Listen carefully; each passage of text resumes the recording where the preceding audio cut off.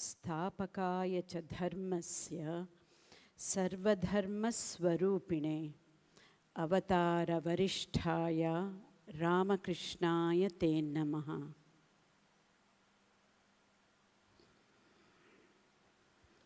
My loving pranams at the feet of the Holy Trio.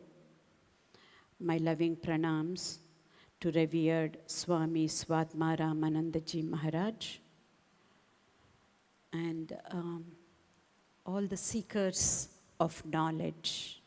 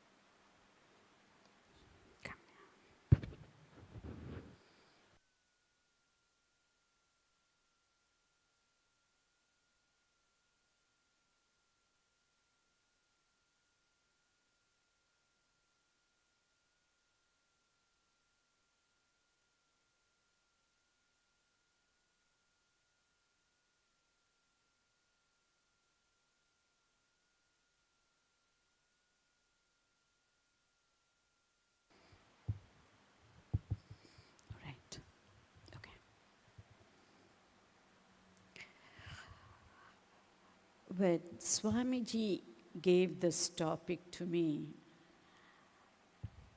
I thought I'll procrastinate until the last and then try and see. But this subject wasn't as easy. But I have to tell you, I learned a lot while researching about this topic and trying to prepare. Thank you for Swamiji for pushing me to speak on this topic, even though in the beginning I was a little bit weary on this. You know, the quality of our mind is the quality of our life. It's a no-brainer, right? Of course, no pun attached. The flow for the next 40-45 minutes of my talk is going to be like this. We're going to know what is procrastination, the neuroscience of procrastination, the neuroscience of fear, antidote to fear, the root cause of procrastination, and lastly, the skills to overcome procrastination and fear. And I would conclude my talk. A question, a rhetoric question. Do kids procrastinate? You can just lift your hands and say, do kids procrastinate? Yeah. Do students procrastinate? Of course. Do homemakers procrastinate? I think so. Do professionals procrastinate? And do retirees procrastinate? I think the answer is affirmative for all of this. So that shows everyone procrastinates. But not everyone is a chronic procrastinator. So today we are going to understand the mind of a chronic procrastinator and the neuroscience behind it and how to overcome this kind of chronic procrastination. So what is procrastination? It's a behavior. It's not actually about avoiding work altogether. That is about laziness, but not procrastination. Procrastination is not about avoiding the work, but it's about prioritizing short-term comfort over long-term goals. What is intriguing about procrastination is it's not just about a productivity issue. Procrastination is deeply rooted in our emotions and our cognitive processes. And for a chronic procrastinator, it becomes a habit, a behavior or a habit.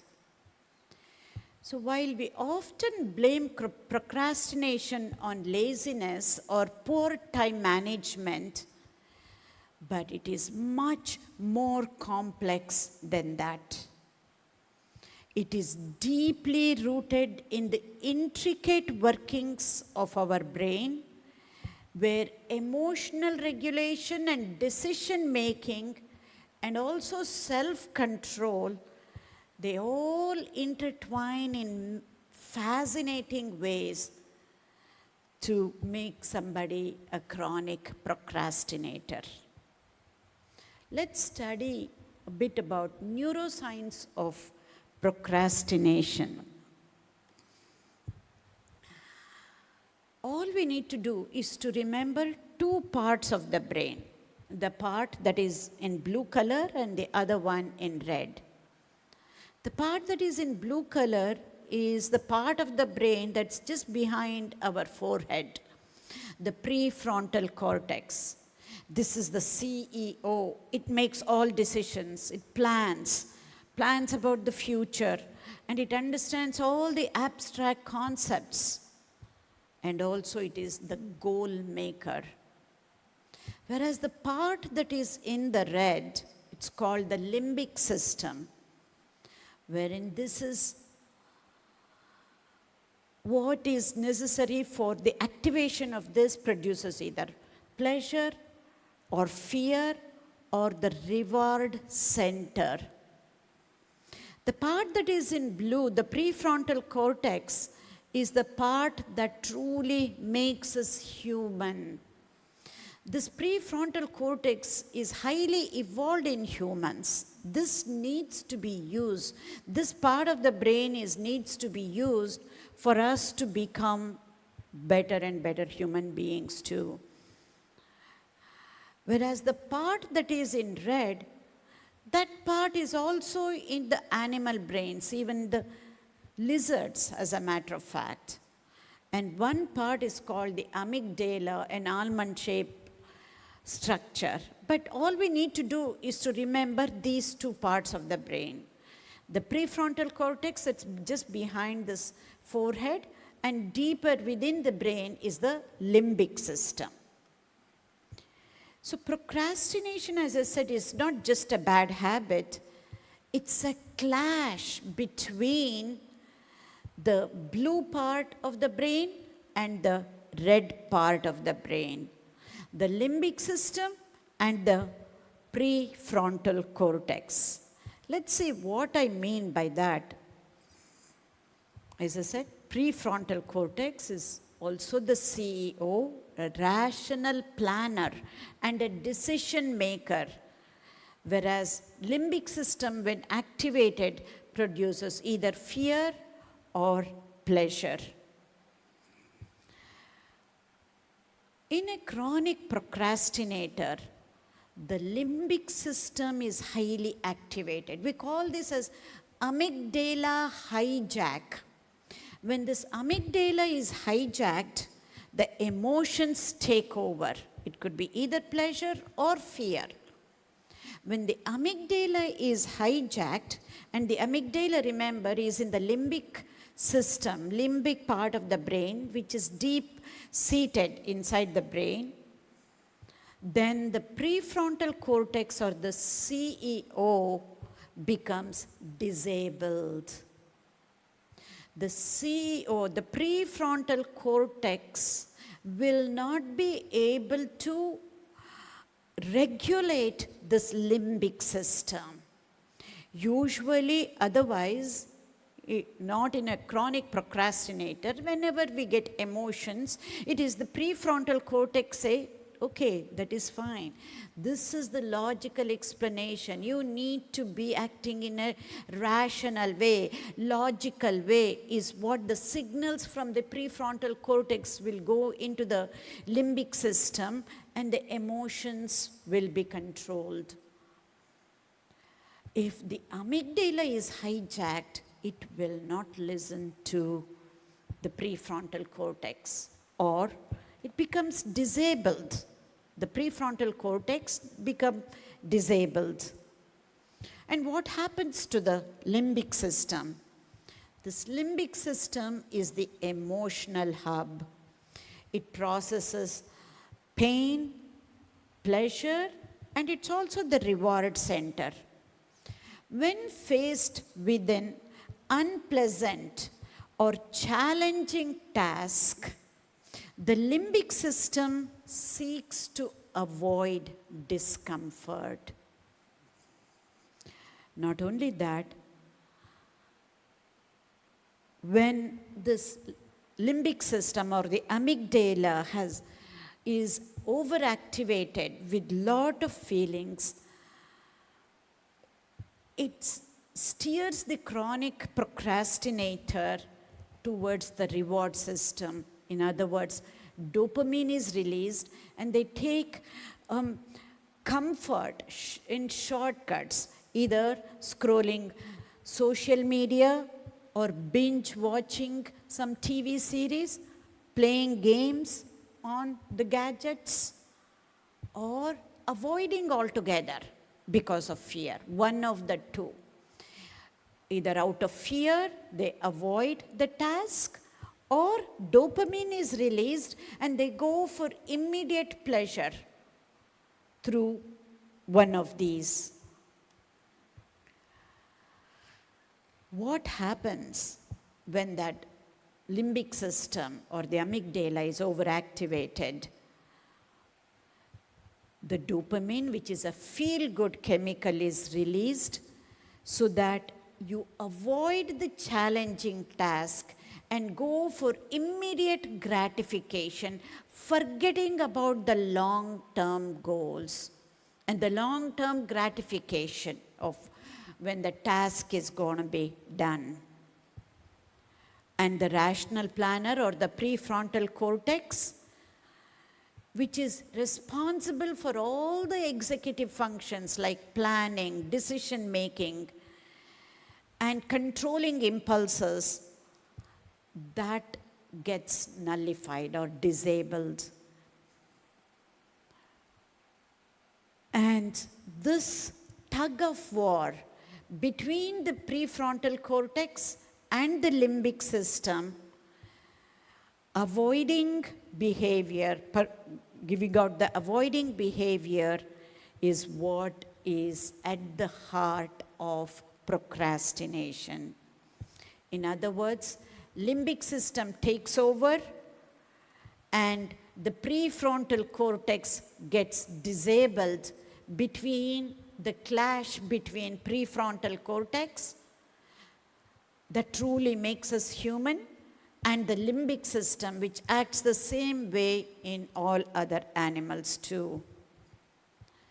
So that is about procrastination.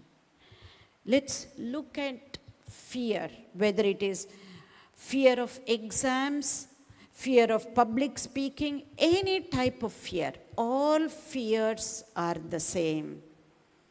So, again, do you think kids have fear of exams? Yeah, yes. And of course, the students have the fear of exams. Do professionals have fear of interviews or meeting the deadlines? Absolutely. Again, fear is an instinct. Everybody has fear, no doubt about it.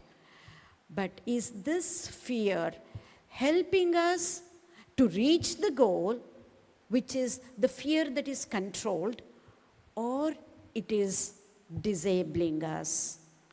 Let's understand the neuroscience of fear.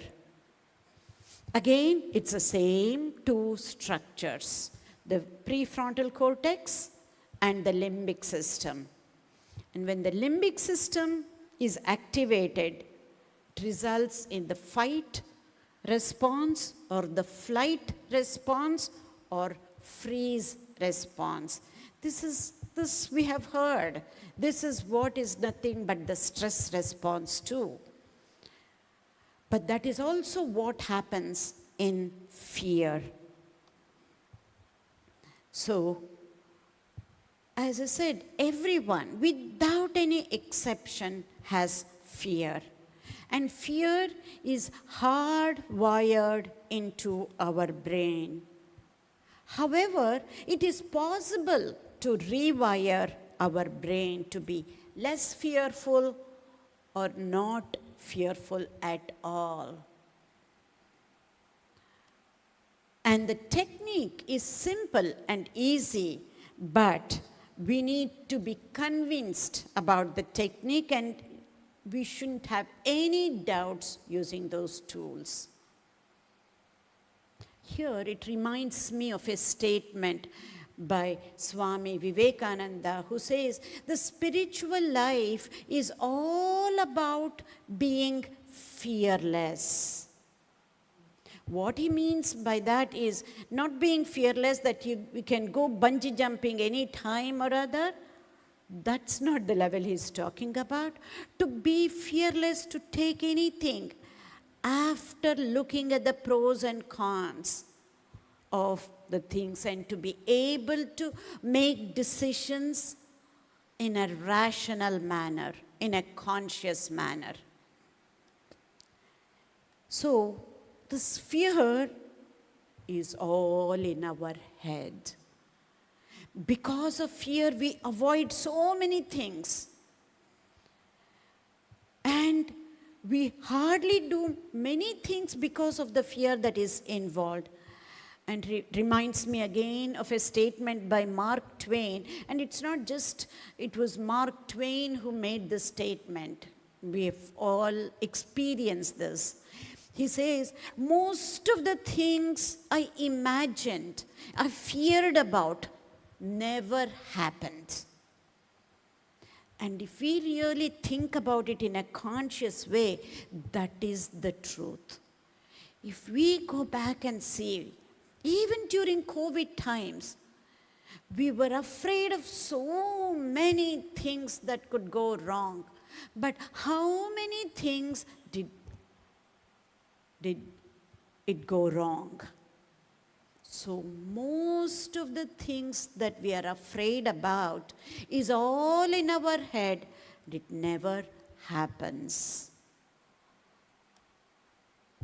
And most of the things that we are all afraid of is the fear of future.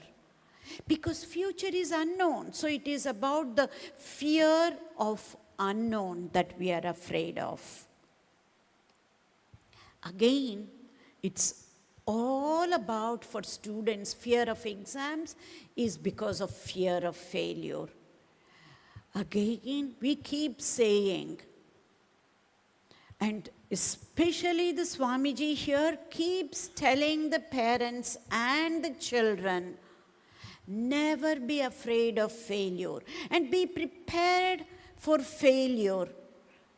And if we have never failed in our lives, that means we are still in the comfort zone. We have not tried enough. If we are in the comfort zone all the time, we will never fail. And again, this is what is evidenced by positive psychology, wherein it says one should never be afraid of failure. Not only that we need to be prepared for failure. Failure is the first step for being successful. So as I mentioned, fear of the unknown is the greatest fear of all, for all of us. And fear has become a habit for all of us. And the root cause of procrastination is fear. One of the root causes of procrastination is fear. Whether we know it or not, root cause of anxiety is also fear. Fear of exams will cause the students anxiety, and the cause of anxiety is also fear. Again, we should be reminded of the statement by Swami Vivekananda. He says, either in this world or in the world of religion, it's true that fear is the sure cause of degradation and sin. It is fear that brings misery, fear that brings death, fear that breeds evil. And he goes on to say, and what causes fear? It is ignorance of our own nature. What causes fear? It's the ignorance of our own nature. If he says it's the ignorance of our own nature, he's talking from a spiritual side. The same thing, ignorance of our own nature, from the neuroscience perspective, is all about not knowing ourselves, not understanding ourselves, not understanding how our brain and how our mind works.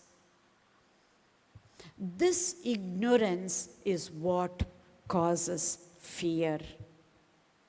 If that is the case, what is the antidote for fear? Before I go into the antidote, again, this reminds me of the shloka in Bhagavad Gita, Bandhuratmat manastasya enatmaivatmana jitaha anatmanastu shatrutve vartetatmaiva shatruvatu. For him who has conquered the mind is the best of his friends. For the one who has failed to do so, the mind will remain the greatest enemy. We can think about it in relation to fear. If we have not trained our mind, if we have not conquered our minds, the mind will become our enemy. Again, coming back to the antidote of fear, there are several antidotes. Faith is the antidote to fear. Faith is the antidote of fear. Faith in God and faith in ourselves is the antidote of fear. Hope is the antidote of fear. Yes, hope is the antidote of fear, and we should say, yes, I can, and yes, I will, and have hope. The 4-letter word is fully loaded, hope. Hope is a choice that we need to make, and it can be learned. Believe it or not, hope can be learned. Reason is the antidote to fear. Yes, reason is the antidote to fear, and science has answers for most everything. Reason is the antidote to fear. Curiosity is the antidote to fear. Curiosity is the antidote to fear.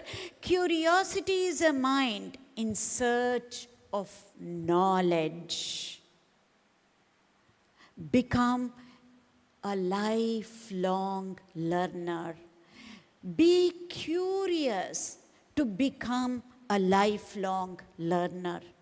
This is what it means to have a growth mindset. Become a lifelong learner. Gratitude is the antidote to fear. Gratitude is the antidote to fear, and interrupt fear and anxiety with gratitude. Knowledge is the antidote to fear. Knowledge is the antidote to fear, and self-knowledge is the beginning of everything. Know thyself. But just having knowledge is not going to be enough. The knowledge has to be turned into action. Knowledge without action is meaningless. Faith, hope, curiosity, reason, knowledge, and gratitude. These are all the antidotes to fear. So, what are the skills to overcome procrastination and fear? That's the antidote. Antidotes work quickly, as you know. It won't take much time. However, the skills we need to develop. We need to train ourselves. We need to be convinced beyond doubt. The skills to overcome procrastination and fear. Which are those? We need to have a strong why. We need to change certain beliefs. Let's see what those beliefs are. Need to develop a growth mindset. And we need to be aware and beware of our own cognitive distortions. And we need to train ourselves to use the Pomodoro technique. So let's give a minute or so for each one and see a strong why. Until and unless we figure out the why, we will not be able to overcome either the fear or the procrastination. We need to know the why we stand for and live for that why. And self-awareness is a prerequisite for this. So what is your why? This why, what I am talking about, is nothing but the intrinsic motivation. We usually go for extrinsic motivation, the motivation from outside. We need somebody to inspire us. We need somebody to motivate us. And we know it only lasts for a short while. Whereas the motivation that is intrinsic is going to last forever. So what is that? And how? How do we figure out our own why, which is strong? We need to answer these two questions that will give us a perspective on what our intrinsic motivations are. What would you do for the rest of your life if money and society were not part of the equation? What would you do? The second question that you need to answer to figure out your strong why or your intrinsic motivation is, what brings you true joy? What activates you to enjoy the process rather than achieve the goal? Can you make path as the goal? Here onwards, can we like whatever we do? Can we like whatever we do? If we can figure this one out, we are all set for life. This is the intrinsic motivation. Many a times we don't even know what this intrinsic motivation for each one of us. The next skill is to change certain beliefs. We need to change certain of the beliefs, and we have the capability to change certain beliefs that is causing us either the procrastination or the fear. If we handle fear, procrastination is also taken care of, because one of the causes of procrastination is fear. Again, self-awareness is a prerequisite. Many of our belief systems we are not aware of. They are disempowering belief systems.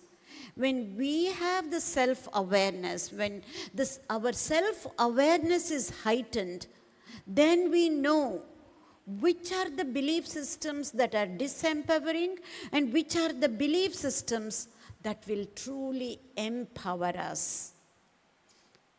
To understand this concept, this analogy is very helpful. No? We have heard this many a times. A bird sitting on a tree is never afraid of the branch breaking, because the bird's trust is not on the branch, how strong that branch is, but on its own wings. Always believe in yourself. This knowledge about believing in ourselves can become as medicine to overcome any type of fear.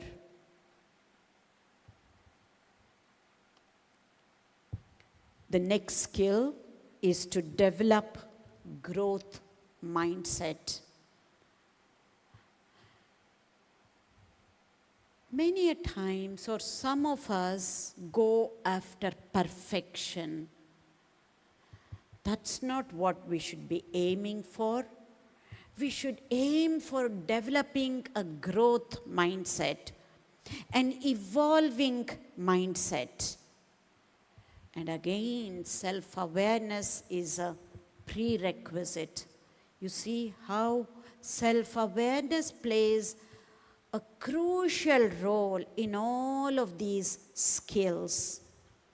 When we develop growth mindset or evolving mindset, that is when we become lifelong learners, so that we can promote growth mindset, because it is never ever too late to learn. At this juncture, again, I'm reminded of our master's statement, one of my favorite statements, which says, "As long as I live, so long do I learn." The next skill is to be aware of our own cognitive distortions. Again, self-awareness plays a huge role, because each of us have different types of biases or cognitive distortions that we need to be aware of so that we can overcome. Our mind plays tricks on us, and it will influence our thoughts, our feelings, our emotions, and even our actions. And these faulty beliefs are known as cognitive distortions. What do I mean by that? And what happens when we have these cognitive distortions? They have a negative effect on our lives. And we see people who are so negative, and no matter how much we try to be positive in such an environment, we know how much energy it takes out of us. It saps our energy, even when there is one person in a team who is negative. We need to be aware of this. The self-awareness need to be heightened to see our own negativity. At least if we are working in a team, it is okay to identify somebody else's negativity and together as a team to work towards positivity. So there are many different cognitive distortions, like emotional reasoning. Just because we had some bad experience in the past, we don't need to remember those and bring it back to the present. And there is all or nothing thinking, or over-personalizing, taking everything personally, mind reading or catastrophizing, always thinking about the negative results of anything that we take care of.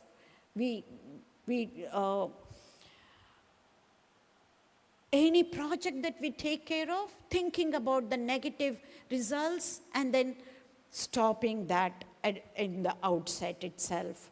So out of all of this, let us look into negativity bias very shortly and then see what is this negativity bias. This cartoon says it all. It's a funny cartoon. It says, "Can you vaccinate me against negativity? Everybody I work with seems to have this disease, and I'm afraid I will catch it too." And what does the doctor say? What is the vaccine he recommends? What is that vaccine? He says, knowledge. Only knowledge, through knowledge can we overcome negativity. But here I'm going to add one more thing here. It's not just knowledge. If we are working in a team, another person can show the negativity of the team members as long as all the team members are working towards the same cause. And so that we can overcome that as a team. So what happens to us when we have this negativity? We know, we have heard this enough, that the mind acts like Velcro for anything that is negative, be it negative thought, negative emotion, negative feeling, negative belief system, negative perception, negative memory, or a negative experience. Whereas for all the things that are positive, the mind acts like Teflon, the non-stick material. It gets washed off. As a result of that, we have lot of these automatic negative thoughts because of the negativity bias. And these automatic negative thoughts affect our learning. They affect our interpersonal relationships. They affect our health. They affect our happiness. They affect our quality of life. They affect our entire life itself. Because of these automatic negative thoughts, our mind goes back and forth like a pendulum between past and future, and looking at the past with regret and future with anxiety, and it is never in the present moment. The pendulum never stops at the present moment. If it stops in the present moment now and here is unsatisfactory. So we need to focus on the present moment. Whatever is it unsatisfactory, is it true or is it because of my negativity? We need to question that ourselves. So the first and foremost thing is to train ourselves to be in the present moment. And how to be in the present moment? Regret not the past, fear not the future. Be here, be now, and be mindful in the now and here and now. If we can do that, that again will take care of everything. Because most of our fear is because of the fear of the past or fear of the future. With this, we come to the last skill, which is the Pomodoro technique. This Pomodoro technique, it's kind of interesting to remember this, because Pomodoro is a type of tomatoes, one type of tomato which is called Pomodoro. It's an Italian tomato. It's like what you see there. And the person, if I'm correct, the last name is Torricelli. I may be wrong, but an Italian who used the tomato-shaped timer to focus and concentrate. So this technique became to know as Pomodoro technique, and it is widely used in the corporate sector. This is all about time management technique, and he calls this 25-minute intervals as Pomodoros. Any Pomodoro is nothing but a 25-minute time interval. He says, put on the timer, take a task, and work on that without any interruptions, without any distractions. And after 25 minutes, take a 5-minute break or 10-minute break at the most. And after you have done 4 Pomodoros, that means 4 25-minute time intervals, then you can take half-hour break and come back. Do this few times, 4 or 5 times in a day. And this, I have used this technique in one of the MNCs, multiple multinational companies in Bangalore with the corporates, both with lower and mid-management employees, and it has worked beautifully. In fact, I combined nutrition with this Pomodoro technique and asked them to bring a tomato, 1 or 2 from home, put it on their desk. That reminds them of the Pomodoro technique, and they should eat that raw tomato, which will also bring some fiber into their diet. And it was a big joke, but it worked beautifully. It was a huge hit. So if you have not used this technique, try to bring a tomato from home, put it on your desk, and try this method. Because others will come and ask about the tomato on your desk, and you can promote this to your other team members. So to conclude, one last thing about procrastination is it is not about laziness. Procrastination is different, laziness is different. But procrastination can also be a trauma response. Somebody who have had trauma in their childhood days or as adults, it could be a response to trauma. With that, to sum up, we have seen that using this knowledge, understanding about ourselves, understanding about how our mind works, understanding how this brain works, understanding about why we are the way we are, can act as medicine to overcome this fear. Because fear is the mother of all, like anxiety or procrastination for that matter. And we have seen how self-awareness is the most important quality that we need to develop, and we need to heighten that.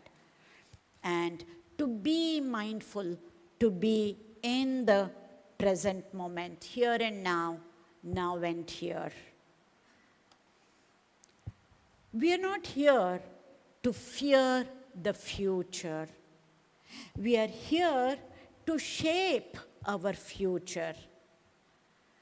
And Swami Vivekananda says, stand up, be bold, be strong, take the whole responsibility on your shoulders, and know that you are the creator of your own destiny. All the strength and succor you want is within you, is within yourselves. Therefore, make your own future. And we are responsible for what we are and whatever we wish ourselves to be. We have the power to make ourselves. If what we are now has been the result of our past actions, it certainly follows that whatever we wish ourselves to be in the future can be produced by the present actions. So we have to know how to act. Not just knowing. Having knowledge is not going to be enough. That knowledge has to be turned into actions. So the present is determined by our past actions and the future by the present. Your future is now. Be in the now. Now and here, here and now. Now is all we have, and now is all we need.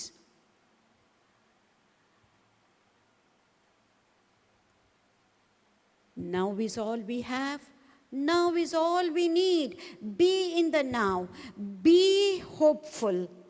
Be curious. Have faith in yourselves. And definitely be grateful for everything what you have. And this is the way to overcome procrastination and any type of fear, including that of the exams. Thank you.